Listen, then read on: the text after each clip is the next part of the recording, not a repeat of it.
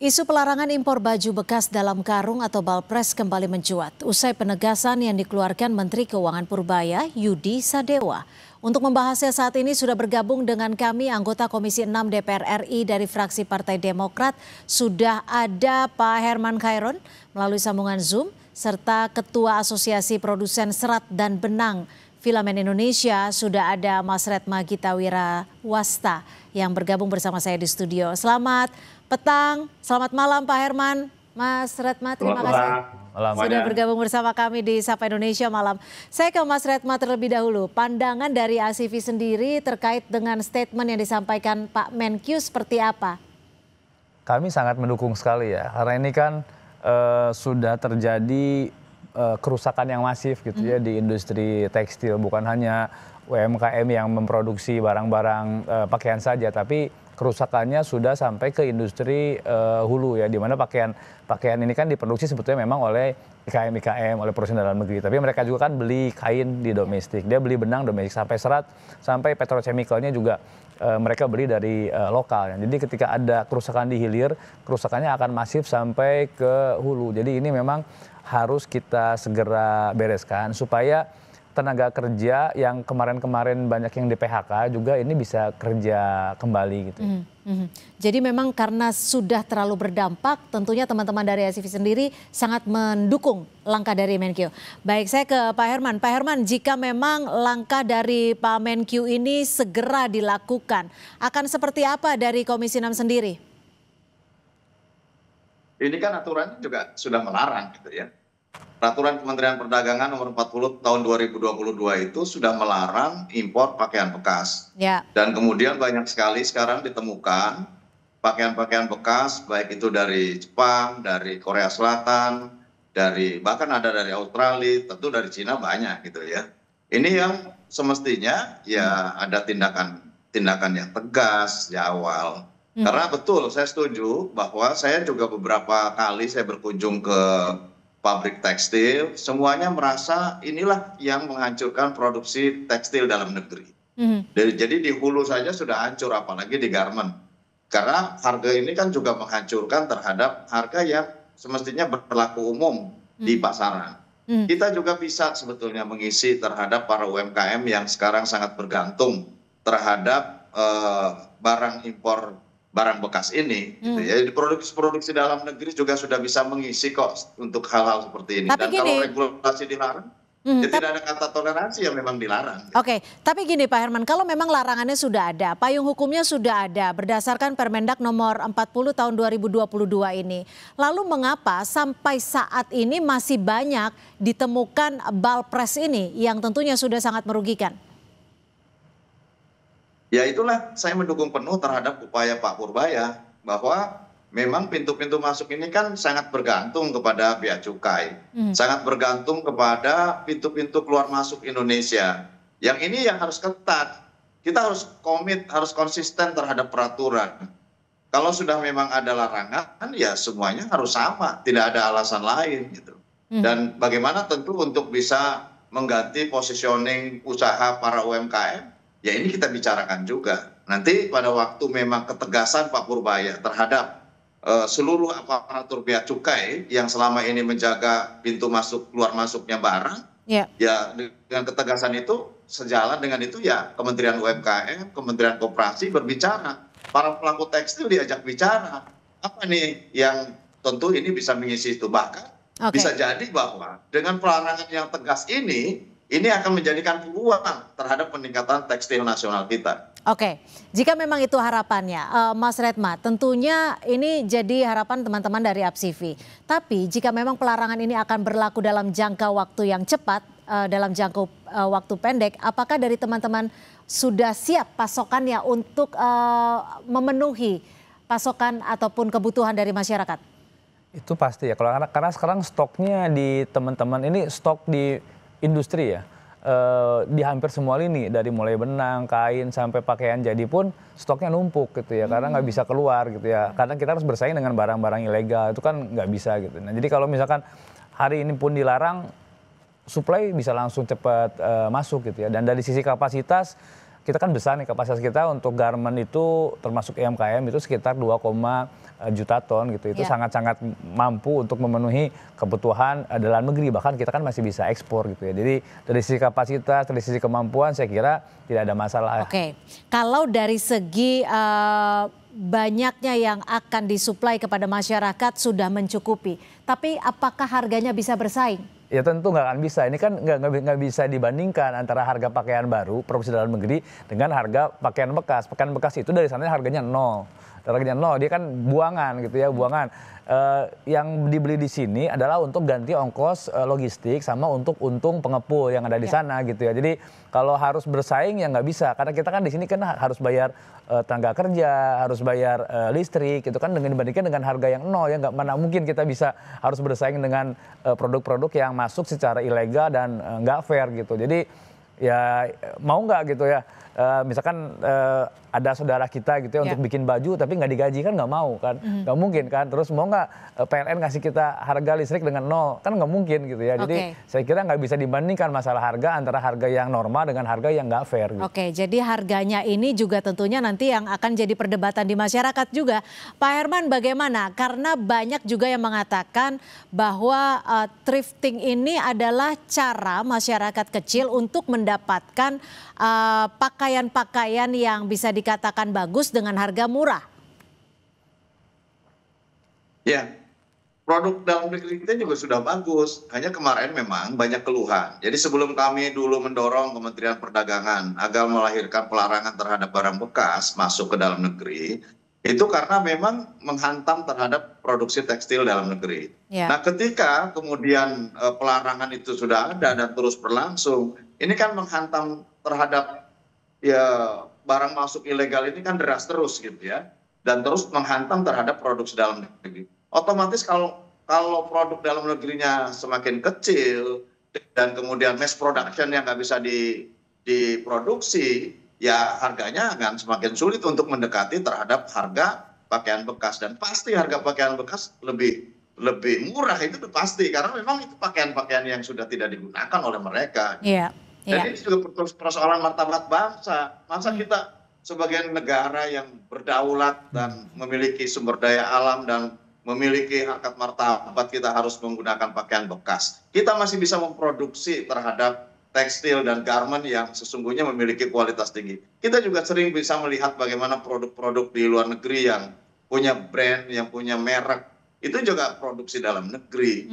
Nah, inilah yang harus dijaga oleh kita. Dan pada akhirnya kalau nanti produk-produk ilegal, apalagi pakaian bekas ini tidak ada, kemudian produksi tekstil semakin bergairah, mass production produksinya semakin besar, harga juga pasti akan semakin turun karena semakin kompetitif. Nah, ini sebetulnya ya harus berpikir jauh ke arah sana. Maka saya setuju, Pak Purbaya sudah memikirkan bagaimana produksi dalam negeri ke depan harus meningkat sejalan dengan upaya secara tegas melarang terhadap ataupun memperlakukan law enforcement untuk para pelaku-pelakunya itu. Bahkan saya setuju backlist permanen ini penting gitu, agar ya sudah gitu.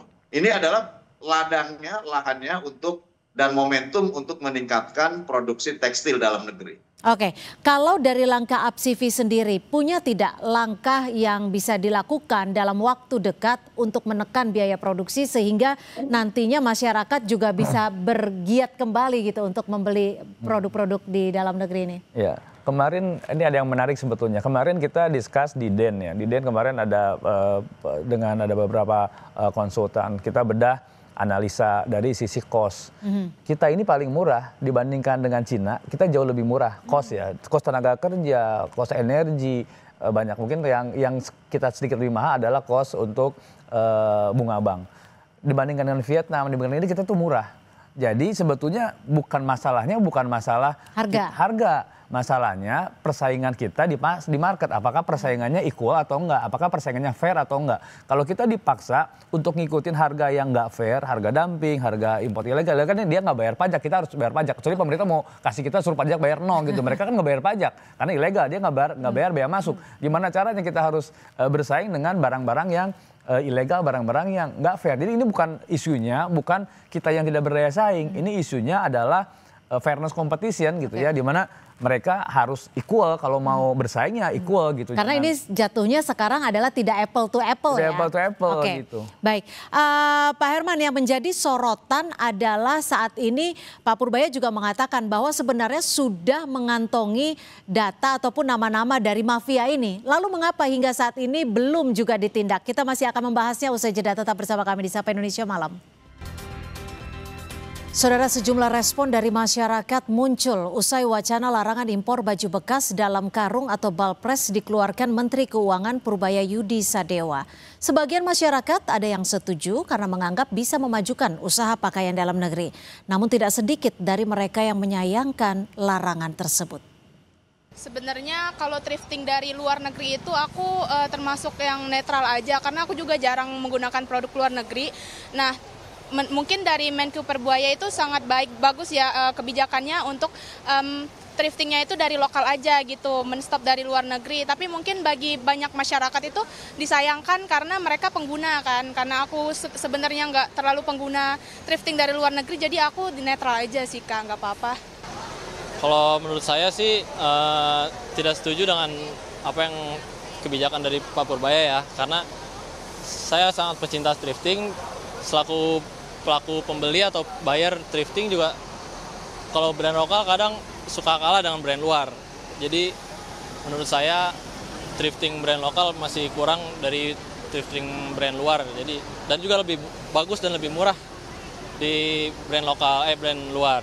Kalau menurut aku sayang banget sih, karena kan emang banyak anak-anak muda, terutama remaja-remaja yang seumuran aku tuh suka banget thrifting, apalagi emang model-modelnya tuh modis kan zaman sekarang. Jadi kalau bagi aku sendiri emang sayang banget sih untuk dihilangin mungkin. Kalau menurut aku bagus sih sebenarnya ya, tapi harapan aku semoga harganya juga lebih melokal dan lebih remaja friendly gitu, terutama bagi yang mahasiswa-mahasiswa yang emang belum punya penghasilan, terus juga modelnya mungkin lebih trendy dan lebih Gen Z gitu.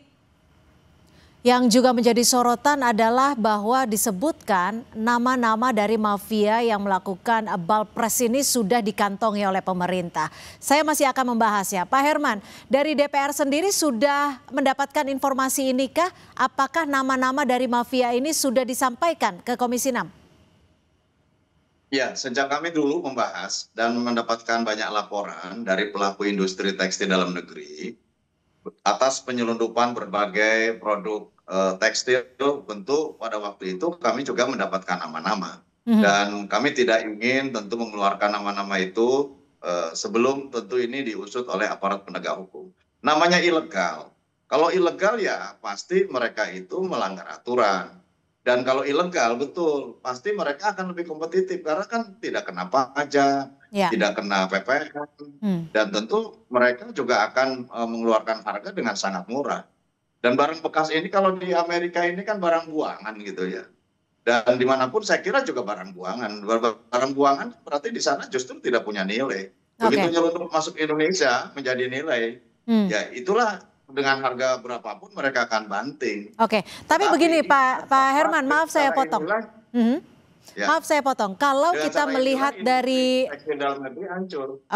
Pak Herman, kalau kita melihat dari tahun ke tahun, ini kan gayanya semakin berkembang ya. Kalau bisa dikatakan saat ini semakin menjamur. Jika memang sudah ada nama-namanya, lalu di mana fungsi pengawasan DPR selama ini sehingga mengapa semakin banyak pakaian bekas yang menjamur di Indonesia khususnya?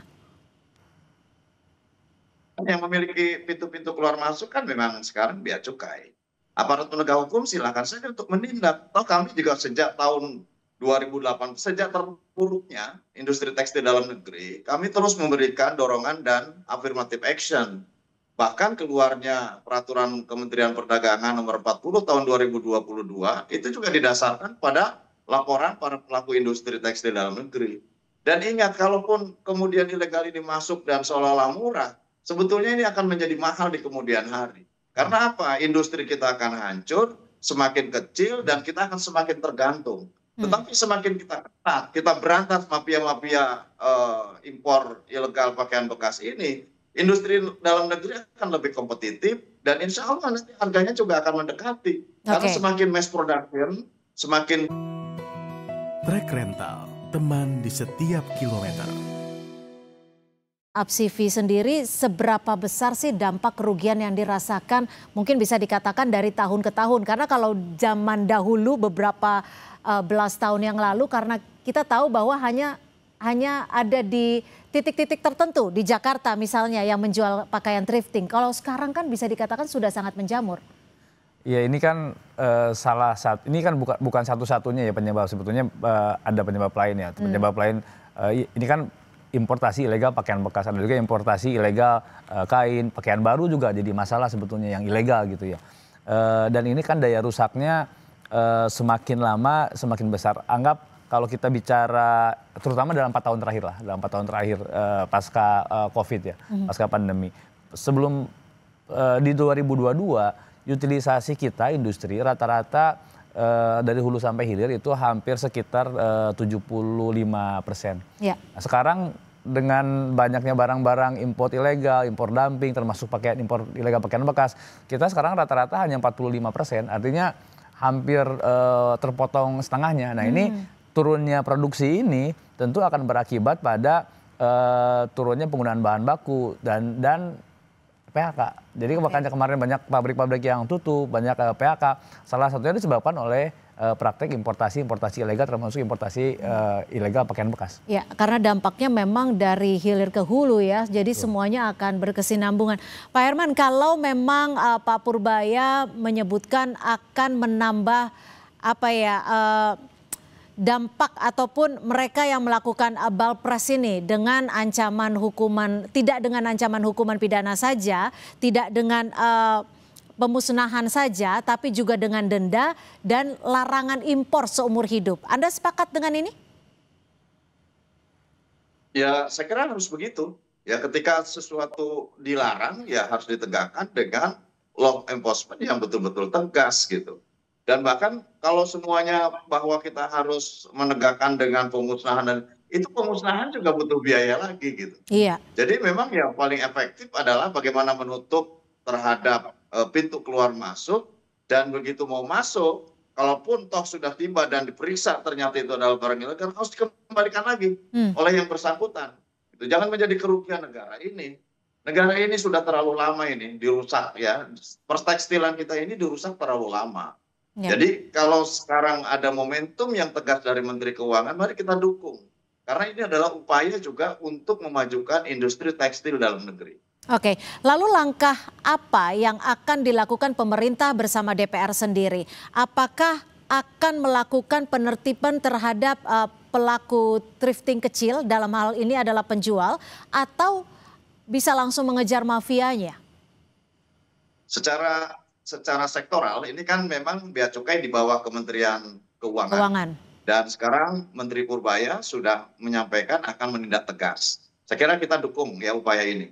Yang kedua tentu akan memblacklist terhadap perusahaan-perusahaan yang selama ini menghiraukan atau mengabaikan terhadap regulasi negara yang melarang terhadap impor barang bekas. Dan bahkan sih saya setuju tadi dengan asosiasi, selanjutnya sebetulnya bukan hanya barang bekas pakaian, tetapi juga impor ilegal tekstil. Ini juga banyak masuk.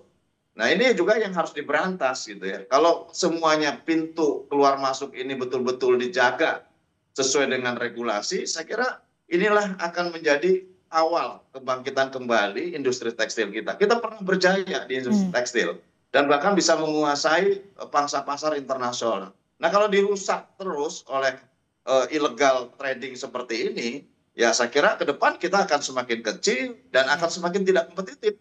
Nah kalau apple to apple kemudian dibandingkan terhadap harga, ya akan semakin mahal karena semakin tidak kompetitif, semakin tidak efisien. Tapi kalau produksinya semakin besar, ilegalnya kita tangkal, dan kemudian masyarakat Indonesia juga cinta dengan produk-produk dalam negeri, inilah kebangkitan kita.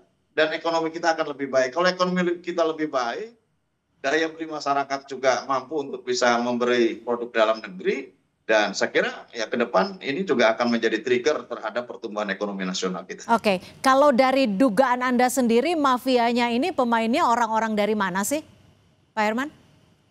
Ya, menurut saya sih ya itu saja gitu ya. Saya mungkin tidak untuk menyebutkan nama gitu, tapi Anda tahu. Tapi Anda tahu. Ya, Pak Purbaya sudah mengantongi semua itu. Oke. Jadi selanjutnya langkah dalam jangka pendek ini apa yang akan dilakukan pemerintah dan DPR sendiri untuk mengusut tuntas termasuk law enforcement. Dan saya kira ketegasan untuk bisa menegakkan aturan negara itu adalah bagian terpenting di dalam meningkatkan pertumbuhan ekonomi nasional kita. Oke, itu tentunya menjadi harapan kita bersama. Mas Redma, ada tidak saran yang ingin diberikan teman-teman sebagai pelaku usaha untuk terus mendorong agar thrifting dan juga balpres ini tidak semakin menjamur dan bisa segera dituntaskan? Ini kan gini ya, ini praktek ini terjadi karena 3 elemen yang ngokali-kong nih. Yang pertama tentu ada oknum bea cukai di situ, karena ini kan masuk lewat pelabuhan-pelabuhan besar. Ya. Yang kedua karena ada pengusaha yang importir. Yang ketiga ini adalah ada backingnya di belakangnya, backingnya orang-orang kuat nih. Jadi Pak Purbaya yang pertama harus dilakukan adalah pertama bersihin dulu nih bea cukainya nih, karena informasi-informasi praktek-praktek seperti itu, modus-modus semuanya ada di oknum-oknum bea cukai di tempat dia sendiri. Artinya di bawahnya Pak Purbaya ya? Pak Purbaya harus bersihin dulu. Yang kedua, nah baru bisa nindak pengusahanya, importirnya. Hanya dengan melarang tidak memberikan izin impor aja juga belum tentu selesai. Kalau di sini masih mau bantu nih oknum-oknum bea cukai, karena dia bisa aja hari ini dilarang, besok dia bikin perusahaan baru untuk ngimpor lagi, karena masih ada petugas-petugas oknum-oknum yang bisa bantu dia. Jadi ini harus dilakukan. Yang kedua, setelah ini dibereskan law enforcement-nya, yang harus dibenahi adalah aturan sistem prosedur impor. Nah ini banyak lubang tuh di situ. Jadi ini harus simultan dikerjakannya gitu ya. Jadi dari sisi law enforcement sama perbaikan prosedur import. Jadi jangan ada dikasih lubang-lubang lagi gitu. Oke.